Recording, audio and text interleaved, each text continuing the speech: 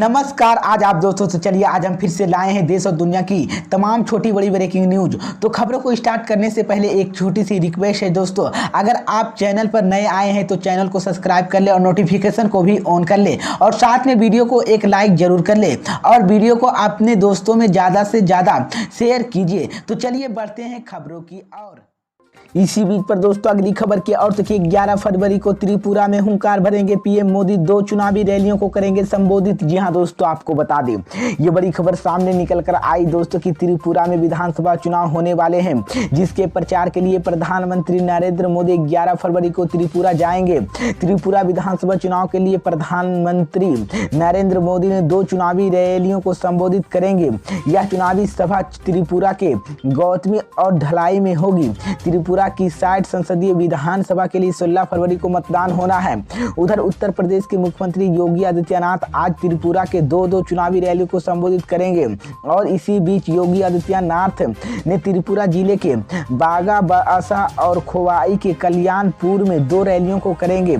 और इस बीच केंद्रीय गृह मंत्री और भाजपा के वरिष्ठ नेता अमित शाह ने सोमवार को त्रिपुरा में 2 रैली और 1 रोड शो किया था। इस बीच उत्तर प्रदेश के मुख्यमंत्री योगी आदित्यनाथ त्रिपुरा में 2 रैली को चुनावी संबोधित करें। त्रिपुरा में 60 सीटों पर 16 फरवरी को चुनाव होना है, जबकि मेघालय और नागालैंड में 27 फरवरी को मतदान होना है। तीनों राज्यों के लिए वोटिंग की गिनती एक साथ 2 मार्च को होगी।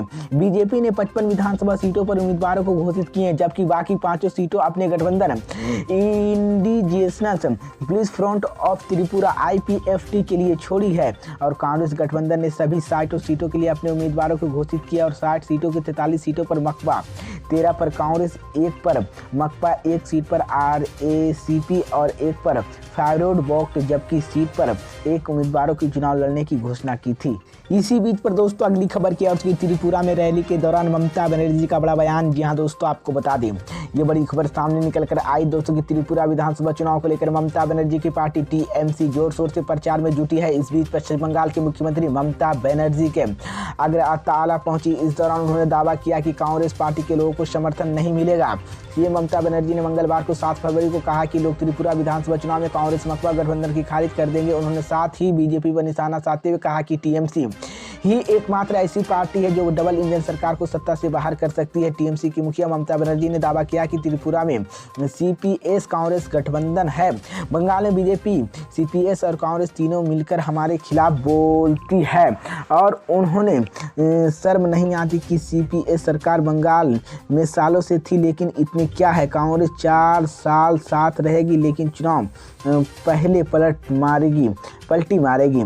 अगरतला में जनसभा को संबोधित करते हुए ममता बनर्जी ने दावा किया कि त्रिपुरा में बीजेपी सरकार की पार्टी की राजनीति के दंग करने नहीं दी जाती और पत्रकारों से इकट्ठा करने के अधिकार भी खो चुके हैं। उन्होंने बताया कि 2 साल पहले ही TMC वक्र एक्टिव से मारा गया, इसी को लेकर बिना किसी कारण जेल में डाल दिया गया।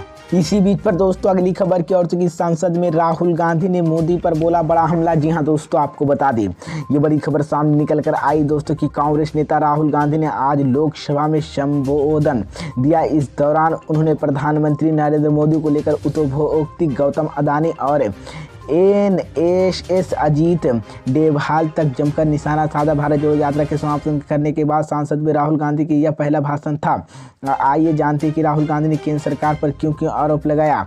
पीएम मोदी और उपभोक्ता गौतम अडानी के खिलाफ राहुल गांधी ने क्या कहा। इस बीच लोकसभा में राहुल गांधी ने अग्निवीर योजना को लेकर केंद्र सरकार पर निशाना साधा। उन्होंने कहा कि भारत जोड़ो यात्रा के दौरान कई युवा मिले जिन्हें कहा कि अग्निवीर योजना को से खुश नहीं है। युवाओं ने कहा कि पहले 15 साल नौकरी के साथ पोषण मिलती थी, लेकिन अब 4 साल के बाद निकाल दिया जाएगा। और राहुल गांधी ने कहा कि कुछ सेना के वरिष्ठ सेवानिवृत्त अधिकारियों से मिले जिन्हें कहा कि यह अग्निवीर योजना आर्मी की तरफ से नहीं आई है या उन पर थोपी गई है। इसे अजीत डोभाल से सेना पर थोपी है, जिसमें RSS के भी हाथ है।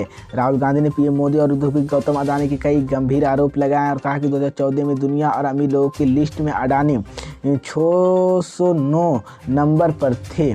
इसी बीच पर दोस्तों अगली खबर क्या और कि मोहन भागवत के बयान पर भड़के राकेश टिकैत। इसी बीच जी हाँ दोस्तों, आपको बता दें ये बड़ी खबर सामने निकल कर आई दोस्तों कि आरएसएस प्रमुख मोहन भागवत के बयान पर किसान नेता राकेश टिकैत ने तीखी प्रतिक्रिया व्यक्त की है। भारतीय किसान यूनियन के राष्ट्रीय प्रवक्ता राकेश टिकैत ने कहा कि मोहन भागवत की बात पूरा देश सुनता है, अब वो ही अपने बयान को लेने की आदतों में है। उन्होंने या जिस देश का राजा ऐसे हो जहाँ देश की दंगा कराना चाहता है, तो जाति और धर्म के नाम पर लोगों को लड़ाना चाहता है, तो उस देश को क्या होगा। इस बीच मुजफ्फरनगर के राजकीय इंटर कॉलेज मैदान में चल रहे भारतीय किसान यूनियन के धरना प्रदर्शन पर बोलते हुए चौधरी राकेश टिकैत ने किसानों को लेकर मोहन भागवत के समेत कई मुद्दों पर बात की है। उन्होंने कहा कि किसानों को लेकर 10 तारीख को मुजफ्फरनगर में एक महापंचायत होने जा रही है, जिसमें कई राज्य के किसान हिस्सा लेंगे। इस पंचायत में गन्ना भुगतान, 10 साल पुराने ट्रैक्टर और गाड़ियों के बंद कराने की बिजली के मुद्दे पर चर्चा होगी। इनमें से पहला मुद्दा गन्ना भुगतान को लेकर, दूसरा मुद्दा गन्ने का मूल्य और अभी तक दिल्ली किसान आंदोलन की सहित किसानों को भी मुआवजा नहीं दिया गया है और न ही किसानों की फर्जी मुकदमे वापस लिए गए हैं। राकेश टिकैत ने कहा कि एमएसपी पर कानून और सभी नाथन रिपोर्ट लागू कराने का मुद्दा भी पंचायत में रहेगा। यूपी में सबसे बड़ा ब्राजील आंदोलन चल रहा है और सरकार अधिकारियों माध्यम में कुछ बयान दिलवा रही है।